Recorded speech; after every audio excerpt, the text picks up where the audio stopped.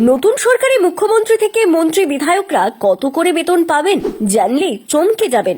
রাজ্যে বিধানসভা নির্বাচন শেষ হয়েছে, বিপুল সংখ্যাগরিষ্ঠতা নিয়ে সরকার গড়েছে বিজেপি। 9 মে শপথ গ্রহণ করেছে নতুন সরকার। মুখ্যমন্ত্রী হিসেবে শপথ নিয়েছেন শুভেন্দু অধিকারী। এছাড়াও দুজন উপমুখ্যমন্ত্রীও শপথ নিয়েছেন। মন্ত্রিসভা শপথ গ্রহণ পর্ব মেটার কয়েকদিনের মধ্যেই বিধানসভার নতুন বিধায়করা শপথ গ্রহণ পর্ব শেষ। কিন্তু আপনি কি জানেন একজন বিধায়ক ও মন্ত্রী কত টাকা বেতন পান? তবে শুধু বেতন নয়, মন্ত্রী ও বিধায়করা নানা ভাতা পান, যার কারণে মাস গেলে তাদের উপার্জন অনেকটাই। ভাতা, বেতন, ফোনের বিল, যাতায়াতের খরচ মিলিয়ে মাস গেলে বেশ মোটা টাকাই হাতে যায় বিধায়কদের। একজন বিধায়কের মূল বেতন এবং ভাতা মিলিয়ে যে টাকা হয় তার পুরোটাই ওই বিধায়কের মাসিক বেতন হিসেবে ধরা হয়। ফোন এবং যাতায়াতের জন্য নির্দিষ্ট কিছু ভাতা পেয়ে থাকেন বিধায়করা। ব্যক্তিগত সচিব এবং বাড়ি ভাড়া বাবদ ভাতা পান বিধায়করা। তবে প্রাথমিকভাবে বিধায়কদের নিজেদেরই এই টাকা দিতে হয়, পরে এই টাকা তাদের বিধানসভা সচিবালয় থেকে দেওয়া হয়। নিজের ও পরিবারের চিকিৎসার খরচও পান বিধায়করা। 2023 সালের আগে পর্যন্ত বিধায়কদের বেতন ছিল মাত্র 10,000 টাকা। প্রতিমন্ত্রীরা 10,900 টাকা পেতেন। পূর্ণমন্ত্রীদের বেতন ছিল 11,000। এর বাইরে বেশ কিছু ভাতা ছিল।